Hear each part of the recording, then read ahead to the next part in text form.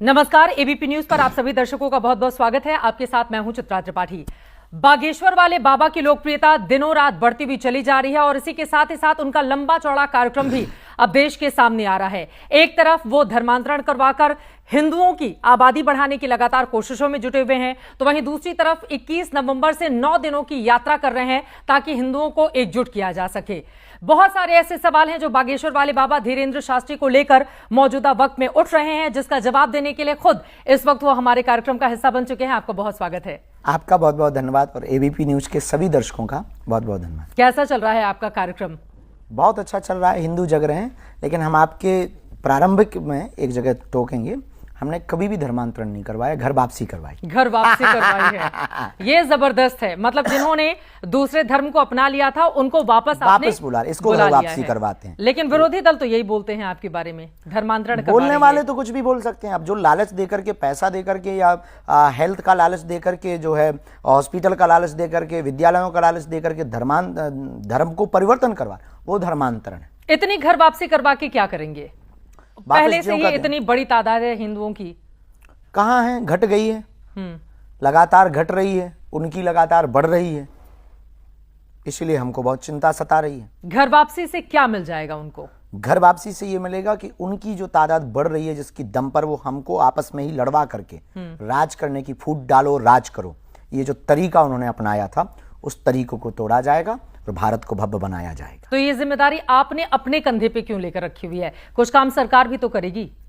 सरकार जब करेगी तब करेगी कि, पर हम सनातनी होने के नाते, जागे हुए हिंदू होने के नाते, धर्मगुरु के नाते, हमारा धर्म है। धर्मो, भगवान श्री राम ने कहा धर्मो रक्षति रक्षिता, तुम धर्म की रक्षा करो, धर्म तुम्हारी रक्षा करेगा। तो एक हमारा वर्ग दायित्व नहीं है, बहुत से इस भारत के सनातनी हिंदू इस कार्य में लगे हुए हैं और हमारे साथ बहुत से लोग साथ में आगे बढ़ रहे हैं। उनका भाव मिला, स्वभाव मिला, उनका प्रभाव भी मिल रहा है और घर वापसी भी बहुतायत मात्रा में हो रही है। जो रह गई वो और करेंगे। गजवाए हिंद की तर्ज पर भगवाए हिंद आप लेकर आए हैं शब्द, क्या है ये भगवाए हिंद?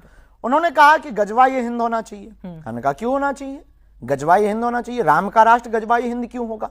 अगर होना ही है तो भगवाए हिंद होना चाहिए। अगर वो गजवाए हिंद मांगेंगे तो फिर हम भगवाए हिंद मांगे। इसलिए यह फायदा इसी में है कि आप ना हमें छेड़ो ना हम आपको छेड़े। कौन आपको छेड़ने जा रहा है, या हिंदुओं के समुदाय को कौन छेड़ने जा रहा है? जिन्होंने बहराइच की घटना की, जिन्होंने नूह और मेवात को जलाया, जिन्होंने मणिपुर को जलाया, जिन्होंने कोलकाता की उस बेटी का रेप किया, जिन्होंने श्रद्धा के 35 टुकड़े किए, जिन्होंने पालघर के संतों को मारा, जिन्होंने रामचरितमानस को बीच चौराहे पर जलाया, जिन्होंने राम को काल्पनिक कहा, जिन्होंने राम सेतु को काल्पनिक कहा, जिन्होंने राम मंदिर के और राम होने के सबूत मांगे, जिन्हें कृष्ण जन्मभूमि से दिक्कत है, जिन्हें भारत के संतों से दिक्कत है, जिन्हें गौ माता की दिक्कत है। हम वो लोग हैं जो गाय को रोटी खिलाते हैं, लेकिन इस देश में वो भी लोग हैं जो गाय के मांस के साथ रोटी खाते हैं। हमें उन लोगों से दिक्कत है। हम जगे हुए हिंदू हैं, इसलिए हम सनातन के पक्ष में खुल करके बोलते हैं, परिणाम जो भी हो, पर हम मानेंगे नहीं। जब नरेंद्र मोदी की सरकार बनी तो यह माना गया कि हिंदुओं की प्रचंड बहुमत से सरकार बनी। योगी आदित्यनाथ जब दोबारा सत्ता में आए तो भी माना गया। अलग अलग राज्यों में बीजेपी की सरकार है, तो हिंदू ये खतरे में कैसे आ गया? जब उनको ध्रुवीकरण की सियासत के लिए जाना जाता है, तो फिर आपको ऐसा क्यों लगता है कि मौजूदा सरकार के दौर में ही सरकार पर खतरा ज्यादा हो के पक्ष या विपक्ष से हमारा विषय थोड़ा अलग है। सरकार अपना कार्य अपने लेवल से कर रही है। पहले की सरकार भी अपने लेवल से अपना कार्य कर रही थी, तो सरकार का विषय अलग है। हिंदू इसलिए खतरे में है क्योंकि हिंदू बटा है।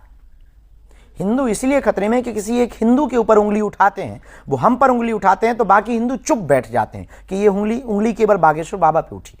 आजकल नारा चल रहा है बटेंगे तो कटेंगे, योगी आदित्यनाथ का। जगह जगह होर्डिंग्स, पोस्टर्स भी लगाए गए हैं। आपको लग रहा है कि बिल्कुल सही अगर समय उन्होंने पे सही मुख्यमंत्री होने के नाते नारा दिया है तो वो उनका मामला है, पर अगर उन्होंने धर्मगुरु होने के नाते ये नारा दिया है तो सही बोला है, क्योंकि हमारा उद्देश्य भी भारत को जोड़ना है। राजनीति में कोई कमेंट्स क्यों नहीं करेंगे आप? वो मुख्यमंत्री हैं, मुख्यमंत्री के तौर पर अपनी बातें कह रहे हैं। देखिए, जब वो गोरखपुर गोरक्ष पीठाधीश्वर हैं, वो वहां से कोई बात कहेंगे तब माना जाएगा कि एक महंत के तौर पर कर रहे हैं। लेकिन चुनावी रैलियों में जब योगी आदित्यनाथ बोलते हैं तो वो मुख्यमंत्री के तौर पर बोल रहे हैं, बीजेपी के नेता के तौर पर बोल रहे हैं। वो अपना विषय उनका है, नहीं बोल। हमारा केवल महंत, साधु, संत, राष्ट्रहित, राष्ट्र के लिए और सामाजिक समरसता के लिए कोई भी बोले, किसी भी पार्टी का बोले, कोई भी हो, उसी को हम स्वीकार करेंगे। बागेश्वर जी, पहले ही आपके इतने अलग अलग कार्यक्रम चलते हैं जिसमें लाखों की तादाद में लोग आते हैं आपको सुनने के लिए, देखने के लिए। ऐसे में ये यात्रा करने की जरूरत क्यों आन पड़ी आपको? हमें लगा कि सिर्फ हिंदू हिंदू कहने से हिंदू नहीं जगेगा, केवल कथाओं से हिंदू नहीं जगेगा, लाखों की भीड़ जुटाने से हिंदू नहीं बचेगा, या हिंदू को नहीं बचाया जा सकता है। हमें उन लोगों के पास भी जाना पड़ेगा जो लोग हमसे दूर हैं, जो हमसे मिल नहीं पाते, जो बिछड़े और पिछड़े हैं, जिन्हें समाज में कभी मंचों पर स्थान नहीं मिला, जो सिर्फ तालियां बजाने के काम आते हैं। इसलिए हमने विचार किया कि हम उन लोगों को भी मिलेंगे, उनको गले लगाएंगे जो सबसे पिछले स्तर पर रहते हैं, उनको हम गले लगा करके उनको यह एहसास कराएंगे कि आप पिछड़े नहीं हो, आप बिछड़े नहीं हो, आप भी हिंदुस्तान के हो, आप भी सनातनीय कट्टर हिंदू हो, और हम भी तुम्हारे ही जैसे हैं, हम तुमसे अलग नहीं हैं। तभी इस देश में एकता की क्रांति खड़ी। ऐसा लग रहा है कि आप बीजेपी की राह आसान करने के लिए जा रहे हैं, ये बताते हुए कि हिंदुओं के एकजुट होना होगा। आपकी बातों से यही लगा कि जो दलित और पिछड़े हैं उनको साधने की कोशिश आपकी ओर से की जा रही है, और बीजेपी को नुकसान हुआ है लोकसभा में इसी वजह से, जब संविधान और आरक्षण खत्म कर देने की बात विपक्षी दलों की ओर से उठाई गई। बिल्कुल भी नहीं, ये अपना अपना विचार है। इसके पहले भी हम यही करते थे, इसके पहले भी हम मंचों पर आरती करवाते थे, जो सफाई कर्मचारी हैं उनसे आरती करवाते थे। इसके पहले भी हमने सभी बिरादरी की बेटियों का ब्याह करवाया। तब तो लोकसभा का चुनाव भी नहीं हुआ था, तब तो हमें किसी पार्टी से मतलब भी नहीं था, वर्तमान में भी मतलब नहीं है, न लोकसभा के चुनाव होने से न हो जाने से। हमारा सिर्फ मतलब है केवल भारत के हिंदुओं को एक करने से। अब फायदा किसको होगा, क्योंकि ना तो उसमें कोई बीजेपी का आदमी करवा रहा है, ना बीजेपी कर रही है। उसको सिर्फ बागेश्वर धाम के सभी अनुयायी और हिंदुओं पर विचारधारा रखने वाले, हिंदुत्व के प्रति सजग और हिंदू विचारधारा और सामाजिक समरसता पर कार्य करने वाले लोग कर रहे हैं। जब बाबा बागेश्वर कहीं जाते हैं तो बीजेपी के कई नेता ड्राइविंग सीट पर बैठकर ड्राइव करते हुए उनको गंतव्य तक लेकर जाते हैं। उनकी अपनी बीजेपी को ही फायदा होगा इससे। वो अपनी अपनी श्रद्धा है, हर सब वर्ग के लोग हैं, हर पार्टी के लोग हमसे जुड़े हैं। केवल बीजेपी के दिखाई देते हैं क्योंकि वो वर्तमान में सत्ता में, इसलिए उनके लोग भर दिखाई देते हैं। हर पार्टी के लोग हमारे पास आते हैं। अभी बहुत पिछले में ही हमारे बहुत ही प्रिय लाडले रघुराज प्रताप सिंह भैया राजा भी आए हुए थे। उसके पहले भी हमारे छतरपुर के पूर्व कांग्रेस के एमएलए हैं, वो हमारे बहुत अच्छे डिवोटी हैं। एक नहीं, तीन एमएलए पूर्व के हमारे डिवोटी हैं, बहुत अच्छा है, सभी पार्टियों के। यहाँ तक कि कांग्रेस में अभी वर्तमान एमएलए हमारे बहुत ही प्रिय जयवर्धन सिंह है, वो भी हमारे बहुत अच्छे प्रिय हैं। वो भी बहुत बागेश्वर धाम की आत्मा है, क्योंकि उन्हें पता है कि गुरुजी कभी भी किसी पार्टी का सपोर्ट नहीं करते। हम सबको लेकर के चलते हैं, जो पार्टी का हमारे पास आ जाए हम सबको स्वीकार करते हैं। जाति पाति को मिटाने की आप बात करते हैं और हिंदू मुसलमान भी करते हैं। हिंदू मुसलमान नहीं हम करते, हम उन सब व्यक्तियों के खिलाफ हैं जो देश के खिलाफ हैं। मुसलमान सनातन के खिलाफ कैसे हो सकता है? जो सनातन के खिलाफ, मुसलमान देश के खिलाफ कैसे? हमने ये नहीं कहा कि मुसलमान, कुछ लोगों को ये सेकुलरिज्म का कीड़ा हिंदुओं में भी होता है, हम उनके भी खिलाफ हैं। हम उनके भी खिलाफ हैं जिन्हें जय फिलिस्तीन अच्छा लगता है, हम उनके भी खिलाफ हैं जिन्हें भारत में डर लगता है, हम उनके भी खिलाफ हैं जो राम के होने का सबूत मांगते हैं, हम उनके भी खिलाफ हैं जिन्हें वंदे मातरम बोलने में भी दिक्कत है, हम उनके भी खिलाफ हैं जो भारत तेरे टुकड़े होंगे, उनके भी हम खिलाफ हैं जो सरतन से जुदा करने की बात करते हैं, हम उनके भी खिलाफ हैं जिन्हें पंडों और पुरोहित पुजारी और संतों में पाखंडी दिखाई देते हैं और मौलवी और पादरियों में शक्तियां दिखाई देती हैं। भारत सबका है, अब वो चाहे सेकुलरिज्म वाले हों, चाहे वो कट्टर हिंदू हो, और चाहे वो हिंदू हो, और चाहे वो मौलवी हो, चाहे वो पादरी हो। अगर सनातन के खिलाफ बोलेगा, अगर वो राम के खिलाफ बोलेंगे, अगर वो राष्ट्र के खिलाफ बोलेंगे, तो अगर वो छेड़ेंगे तो हम अब हिंदू छोड़ेंगे नहीं, क्योंकि हम जगे हुए हिंदू। उकसा रहे हैं आप लोगों को? बिल्कुल भी नहीं उकसा रहे हैं, जगा रहे हैं। छेड़ेंगे तो छोड़ेंगे नहीं? बिल्कुल भी नहीं, हम जगा रहे हैं। क्या करेंगे? उकसा रहे हैं? क्या करेंगे? कुछ नहीं करेंगे हम। आप हमें छेड़ोगे, हम अपनी आत्मरक्षा करेंगे, कानून के पास जाएंगे, तुम्हें जेल डलवाएंगे। जब नहीं मानोगे तो आगे का रास्ता फिर बताएंगे। लेकिन ये 25 करोड़ जिस देश में मुसलमान रहते हो, इंडोनेशिया के बाद सबसे बड़ी आबादी हमारे देश की है, वहां पर आप सिर्फ हिंदू एकजुटता की बात करेंगे तो जो मुसलमान है वो कहां जाएंगे? उनका भरोसा जीतने की कोशिश क्यों नहीं की जाती? वो भारत में ही रहेंगे। उनका भरोसा जीतने की हमें जरूरत नहीं है। क्यों नहीं? वो भरोसे में रहें, क्योंकि 100 मुसलमानों के बीच में, 100 हिंदुओं के बीच में 1 मुसलमान सुरक्षित है, लेकिन 100 मुसलमानों के बीच में 10 हिंदू सुरक्षित नहीं। और इसकी प्रत्यक्ष घटना बरेली में मिली है, बहराइच में मिली है, कोलकाता में मिल रही है आए दिन। इसका मतलब क्या समझें? जब तुम्हारा हम 1000 लाख रहते हैं, जब हम यहां पर 80 लाख लोग रहते हैं और आप 20 लाख लोग सुरक्षित हैं, और आपके बीच में एक हिंदू की बिटिया सुरक्षित नहीं रह पाती, ये कहाँ का न्याय है? ये कहाँ का धर्म है? ये कहाँ का आपका मजहब है? तो उनको लगता है कि हम हिंदू मुसलमान करते हैं, आपको भी लगता है कि हम हिंदू मुसलमान करते हैं। सच ये है कि हम सिर्फ हिंदू हिंदू करते हैं। अब अयोध्या में राम मंदिर बन गया, उनको मस्जिद के लिए जमीन दे दी गई। अब आप लोगों की नजर मथुरा पर है। मथुरा को लेकर हर रोज नए नए तरह के बयान नहीं, ये सामने आते नजर हैं। नहीं है, ऑलरेडी पहले था, इन्होंने बदला है तो हम उसको वापस करवा रहे हैं, वापस वो भी कोर्ट करवाएंगे, के थ्रू, वापस करवाएंगे, वो भी कोर्ट के थ्रू।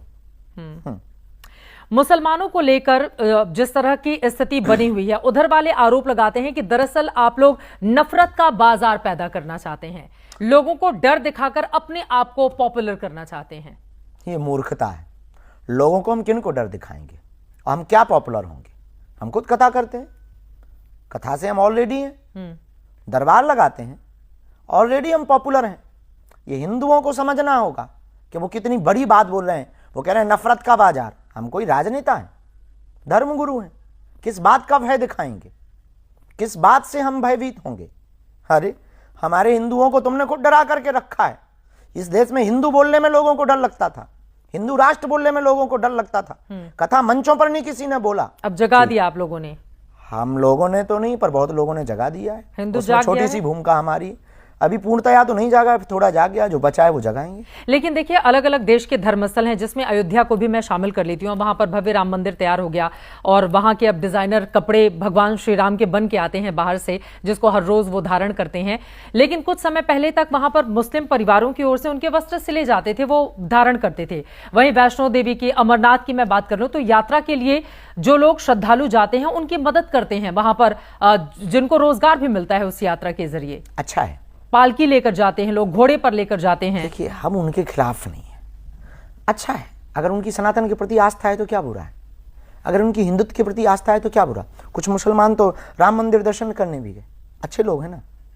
बहुत से लोगों ने, एक कोई मुस्लिम धर्मगुरु, उन्होंने तारीफ की कि पहली बार ऐसा धर्मगुरु देखा है कि जो अपनी बात को बहुत, अपने दोनों पक्षों की बातों को बहुत सत्य और यथार्थता के तरीके के साथ रखता है। जो मंदिर में दर्शन करने के लिए जाए वो मुसलमान अच्छा, और जो दर्शन करने के लिए नहीं जाए वो बुरा। बिल्कुल भी नहीं, ऐसा नहीं हमने कहा। जो जिसे राम मंदिर से दिक्कत है वो बुरा, जिन्हें हिंदू काफिर नजर आते हैं वो बुरा, जिन्हें हिंदुओं की बेटियों को उठाने में मजा आता है वो बुरा, जिन्हें श्रद्धा जैसे 35 टुकड़े करने में मजा आता है वो बुरा, जिन्हें भारत के टुकड़े करने की बात करने में मजा आता है वो बुरा, जिन्हें भारत को बांटने में मजा आता है वो बुरा। महाकुंभ का आयोजन होना है, जिसको लेकर अब आप लोगों की ओर से अपील की जा रही है। अखाड़ा परिषद ने भी कह दिया है कि मुसलमानों को दुकानें नहीं दी जाएं।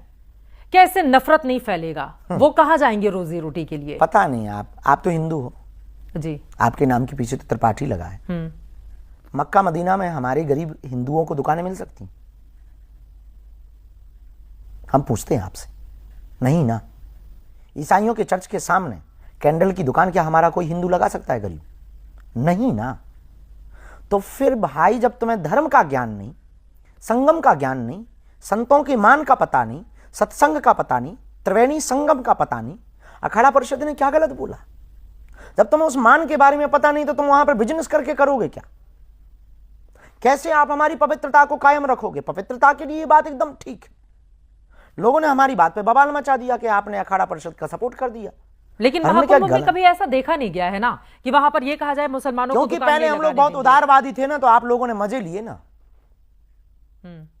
अब हम थोड़ी सी उदारता छोड़ रहे हैं। क्या करेंगे? उदारता छोड़ देंगे तो जो अभी कर रहे हैं वही करेंगे। दुकान नहीं लगाने देंगे। क्यों लगाने दे?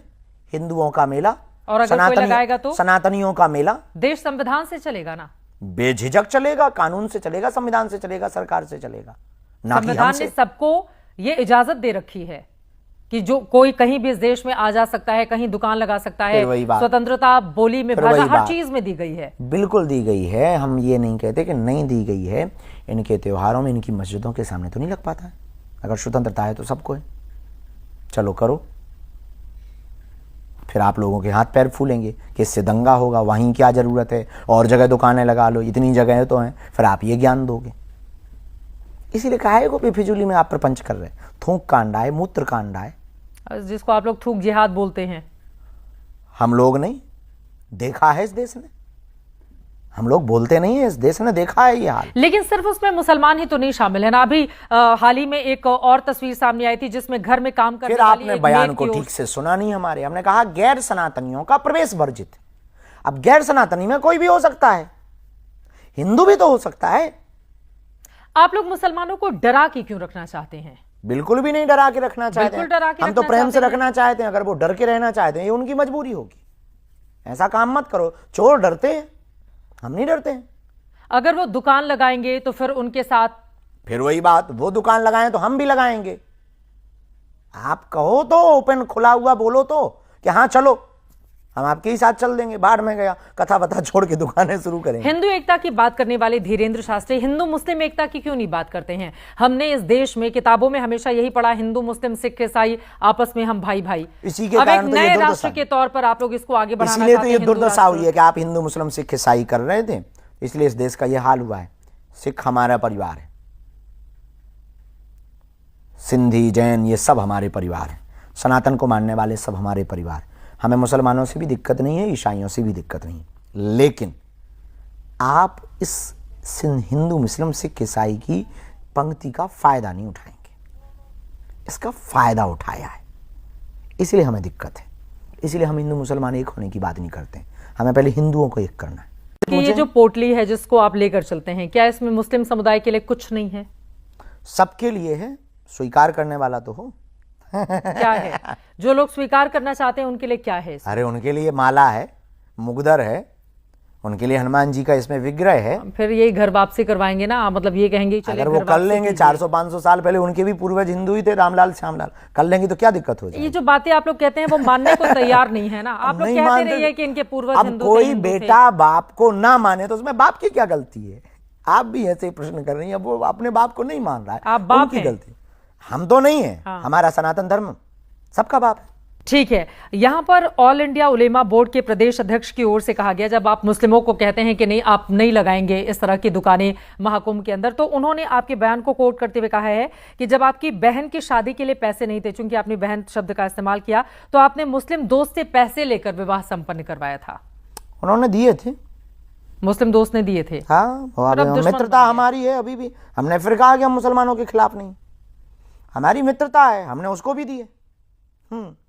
लेना देना है मित्रता में धर्म और जाति कहां से आ जाती है? फिर वही बात, हमने तो कहा नहीं कि वो मुसलमान है, हमारा मित्र है, हमने सिर्फ ये कहा। लेकिन वो मुस्लिम थे ना धर्म से, उससे क्या है, मित्र तो मित्र होता है। तो उस समय पैसे लेने में संकोच नहीं हुआ आपको? हमने भी उनको दिए हैं, उनको भी कोई संकोच नहीं हुआ है। मित्रता में लेना और देना नहीं होता है। लेकिन अगर वो अमानवीय कृत्य करते, अगर वो आतंकवादी बातें बोलते, अगर वो वंदे मातरम बोलने में उन्हें दिक्कत होती, अगर वो जय फिलिस्तीन के नारे लगाते, तो वो सोने के भी होते, तब भी हम उनकी तरफ निगाह उठा के नहीं देखते।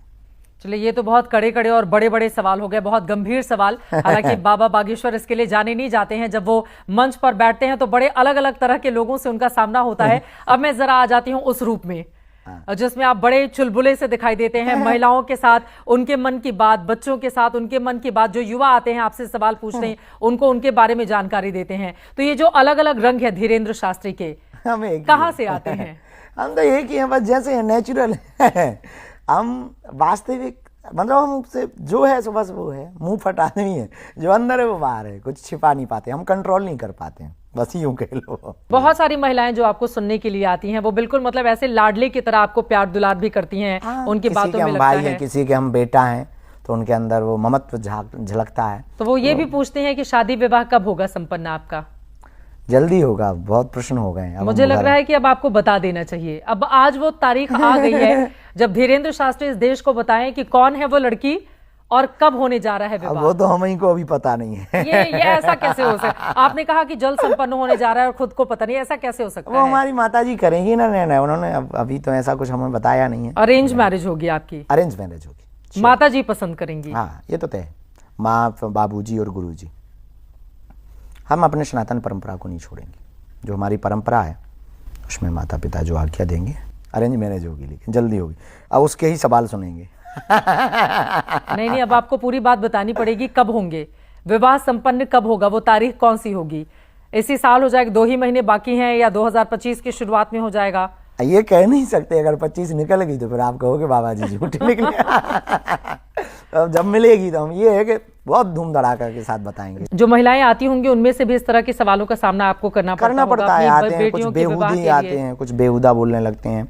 एक कोई घटना थी, बाहर की थी, कहाँ की थी पता नहीं, वो पड़ गई थी पीछे, कई दिनों तक धाम पे रुकी रही, फिर वो बोली कि हमको शादी करनी है। हमने कहा बहन जी क्षमा करो। कोई आपसे शादी के लिए कहेगा तो आप उसको कहेंगे बहन जी क्षमा करो? इसलिए क्षमा करो कि उनकी आयु हमारी माता जी की समय की थी। कितनी उम्र थी उनकी? अब वो माता जी जैसी दिखती थी ना, उनका बहन जी क्षमा करो कोई और। कितनी उम्र थी उनकी? अब उम्र एग्जैक्टली तो पता नहीं है। बुजुर्ग थी? मतलब एजेड थी बहुत। और वो आपसे विवाह करना चाहती अब वो थी? उल्टा ये भी कह रही थी कि हम अपने पति को तलाक दे रहे हैं। फिर हमने कहा कि हमें अब आप क्षमा करो, कृपा करो हम पे, कृपा बरसाओ पे। पुलिस के पास भेजा हमने, पुलिस से डांट लगवाई। हम कही ये हमारी पीछे पड़ी, इसको हटाओ। अच्छा ठीक है, अभी आपकी दिनचर्या क्या है सुबह से लेकर शाम तक की, अगर मैं जानना चाहूँ? बदल गई, बीच में हम सुधर गए थे, फिर बिगड़ गए हल्के हल्के। क्या सुधार किया था खुद में? ये सुधार किया था कि हम 10 बजे रात को मिलना बंद कर देते थे सबसे, सो जाते थे, जल्दी मॉर्निंग में उठ जाते थे। 6 बजे से मीटिंग, धाम की मीटिंग शुरू करते थे। 8 बजे 8:30 बजे दरबार लगाते थे, 11 बजे तक दरबार लगाते थे। 3 घंटे विश्राम करते थे, शाम को भभूति बांटते थे, गंभीर लोगों को मिलते थे। इसके बाद में फिर थोड़ा सा क्रिकेट खेलते थे। अब बदल गई है, अब फिर से थोड़ा थोड़ा बिगड़ गए हैं, लेकिन अब व्यस्तता ज़्यादा बढ़ गई ना, ये पद यात्रा वाली। खान पान में अपना कैसे ध्यान रखते हैं आप? खान पान अच्छे हैं, पहले थोड़ा पेट बढ़ रहा था, फिट हो गए, फिर से 4 किलो घट गया है। कुछ करते हैं इसके लिए अलग से? नहीं। फिटनेस का ख्याल कैसे रखते हैं आप? फिटनेस का ध्यान का पीछे कुछ भी नहीं। फलाहार खाते हैं एक टाइम, और सलाद बहुत ज़्यादा खाते हैं, और रात्रि को कम रोटी या चावल थोड़ा ले लेते हैं, दाल चावल या कड़ी चावल या 1-2 रोटी ले लेते हैं। क्रिकेट खेलते हैं तो उससे व्यायाम भी हो जाता है शरीर का। फेवरेट क्रिकेटर कौन है आपका? कुछ थे, हमारे वाले सब रिटायर्ड हो गए, सन्यासी हो गए। सारे लोग जो बहुत सीनियर लोग थे, अभी वाला कोई नहीं? हाँ, अभी वाला कोई नहीं। फिल्में देखने के शौकीन? नहीं। हाँ। लेकिन आप ऐसे शेरो शायरी या कुछ ऐसी लाइनें देते हैं जिसमें लगता है कि नहीं आप बहुत देखते होंगे, गाने सुनते होंगे और पिक्चर देखते होंगे, नहीं है ऐसा? नहीं, हम तो वो पढ़ते रहते हैं मोबाइल में, हमको पढ़ने का बहुत शौक है। ठीक है, इसके पहले कि मैं कार्यक्रम का समापन करूं, एक सवाल। अभी हाल ही में एक वीडियो बहुत वायरल हुआ था जिसमें रामभद्राचार्य जी ने एक छोटे जो बालक हैं उनको मंच से उतार दिया था, अगर आपको जानकारी मिली हो, जो खुद भी। हाँ, तो क्या है प्रतिक्रिया? क्योंकि वो खुद भी इसी तरह का प्रवचन या ईश्वर की भक्ति में लीन रहते हैं। पता नहीं हमें उस बारे में क्या हुआ था, वहाँ हम थे नहीं, और हमारी गुरुजी से इस विषय पे बात नहीं हुई। पर जो हमें गुरु भाइयों से पता लगा कि वो कथा मंच में आए थे, तो वो आशीर्वाद ले चुके थे ऑलरेडी पहले से, और फिर वो कथा मंच पे आए तो बीच कथा में गुरुजी आरती के समय पर वृंदावन की कथा थी, परम पूज्य श्री कृष्णचंद्र ठाकुर जी के यहाँ पर, हमारे बहुत ही अच्छे प्रिय भ्राता हैं श्री आचार्य पूज्य श्री इंद्रेश उपाध्याय जी, उनके यहाँ कथा थी। तो पूज्य ठाकुर जी बोल रहे थे, तो वो बालक बीच में जयकारे लगा रहा था और रील बनाने के चक्कर में नजदीक जा जाके ऐसे ऐसे कर रहा था। अब गुरुजी तो अद्भुत हैं तो उन्हें सब पता ही लग जाता है वो, और हमारे गुरुजी तो अद्भुत हैं, हमसे ज़्यादा बेबाक हैं हमारे। अब गुरु तो गुरु होते हैं, अब उनके चेला हैं, समझ जाओ। जब हम इतने छोटी सी फुलझड़ी हैं तो गुरु क्या होंगे। रील से आप लोगों को भी परेशानी होती है? बाबा बागेश्वर भी जब रात को सोते हैं तो एक बार ट्रैक करके देखते हैं कि इंस्टाग्राम पे क्या चल रहा है, फेसबुक पे, जरा ट्विटर पे नजर मार लें कि हमारे बारे में क्या चल रहा है। इतना सारा तो नहीं देख पाते हैं, यूट्यूब हम देखते हैं, यूट्यूब का हमें शौक है, तो यूट्यूब पे हम देख लेते हैं, अपने ही वीडियो देख लेते हैं, अपनी कथा सुन लेते हैं, अपने ही हास्य व्यंग, बहुत व्यंगवादी भी हैं, तो अपने ही व्यंगों को सुनकर थोड़ा हंस लेते हैं कि वाह गुरु गजब कर दिए हो। अपने ही व्यंग सुन लेते हैं, और कभी कभी इन महापुरुषों को सुन लेते हैं, वीडियो में सुनते हैं। जब आप महापुरुषों को सुनते हैं या जब लोग आपसे आते हैं मुलाकात करने के लिए, तो क्या आपको भी, क्योंकि कई बार मैंने महिलाओं को ये कहते हुए सुना है कि आपके भीतर देवता का अंश है, आप उनके अंश को लेकर आगे बढ़ते हैं, आशीर्वाद दे दीजिए, एक बार मैं आपके चरण छू लूं, तो आपको ये भान होता है? हाँ, हम सिर्फ प्रार्थना करते हैं, हमारे पास ऐसी कोई, हमें तो आभास नहीं, हमें गुरु की कृपा का पता है कि गुरुदेव की दया है, गुरु के चरणों का आशीर्वाद है। हनुमान जी भगवान की जो श्री हनुमान जी की परंपरा है, अष्ट सिद्धियों की जो विधा है, उस विधि को करते हैं, हनुमान चालीसा पढ़ते हैं, छोटी मोटी साधना जो गुरु जी ने दे रखी वो करते हैं। बाकी हम तो साधारण आदमी हैं, प्रार्थना करते हैं, लीला उनके द्वारा हो जाए। ठीक है, चलते चलते एक गीत आप सुनाएंगे, लेकिन उसके पहले एक महत्वपूर्ण सवाल जो शुरू किया था, जातिगत जनगणना को लेकर इस देश में अलग तरह की पॉलिटिक्स चल रही है, उस पर क्या है आपके विचार? जाति जनगणना नहीं, जनसंख्या की जनगणना होनी चाहिए, हमारा विचार ये है। वो तो होगी 2025 में। बस जातिगत जनगणना हमें तो नहीं लगता कि उचित है, उससे क्या होगा, विद्रोह उत्पन्न होगा, उससे फिर विवाद शुरू होंगे। बिहार में तो करवाया गया। अब उनका अपना मत है, हम सरकारों के खिलाफ क्या कह दें, सरकार अपने अपने लेवल से देखती है, अब ये सरकार क्या करेगी पता नहीं। जातिगत जनगणना में यह है कि जो समाज के आखिरी छोर पर खड़ा हुआ व्यक्ति है हाँ, उसको तो मदद मिलेगी। फिर तो दो जातियां बना दो, हमने बहुत से उसमें कोर्ट्स में भी बोला है और हम आपको भी बोलते हैं, 2 जातियां बना दो, एक अमीर की एक गरीब की, ये जनगणना करा दो, झंझट खत्म। देश में गरीब कितने हैं, अमीर कितने हैं। लेकिन विरोधी दल तो एकदम अडिग हैं बिल्कुल कि जातिगत जनगणना करा के रहेंगे। मूर्खता है, अब हम नहीं कह सकते हैं, ये मूर्खता है, ये कौन चाहे कर रहा है करो मूर्खता? अब पता नहीं है कौन लोग हैं, पर अमीर और गरीब की जनगणना करवा दीजिए। अगर आप हमारी और अगर वो लोग डटे रहे कि नहीं होनी ही चाहिए तो हम क्या कहें, उनकी अपना मत है। अच्छा ठीक है, चलिए तमाम मुद्दों पर आपने हमारे साथ बातचीत की। अब चलते चलते कोई एक गीत या कुछ ऐसी लाइनें जो हमारे दर्शकों के लिए आप सुनाना चाहेंगे कार्यक्रम के अंत में? ऐसे बहुत ज़्यादा गीत तो हमको आते नहीं, पर एक बागेश्वर धाम का गीत आता है, हम उसको बहुत गाते हैं, वही सुनाते हैं। सुनाइए। उसको हम नहीं लिखा है। अरे बागेश्वर में जिसका आना जाना हो गया, वो ही मेरे बाबा का दीवाना हो गया। हाँ, बागेश्वर में जिसका आना जाना हो गया, वो ही मेरे बाबा का दीवाना हो गया। आते दरबार में जो अर्जी लगाते हैं, बालाजी दयालु उनको गले से लगाते हैं, बालाजी दयालु उनको गले से लगाते हैं। जिनका मेरे बाबा से याराना हो गया, वो ही मेरे बाबा का दीवाना हो गया। आप अपनी अर्जी कौन से लगाते हैं बाबा के दरबार में, हनुमान जी के सामने? सभी सुखी रहें, सबका मंगल हो, सनातनी हिंदू एक हो जावे और भारत हिंदू राष्ट्र हो जाए। चलिए, बहुत धन्यवाद आपका एबीपी न्यूज से बातचीत करने के लिए। अब भारत हिंदू राष्ट्र होगा या फिर नहीं होगा, लेकिन इसी लक्ष्य को लेकर धीरेन्द्र शास्त्री आगे बढ़ रहे हैं। इसमें कितनी मिलेगी उनको कामयाबी, इस पर लगातार रहेगी एबीपी न्यूज की नजर। अभी के लिए दीजिए इजाजत।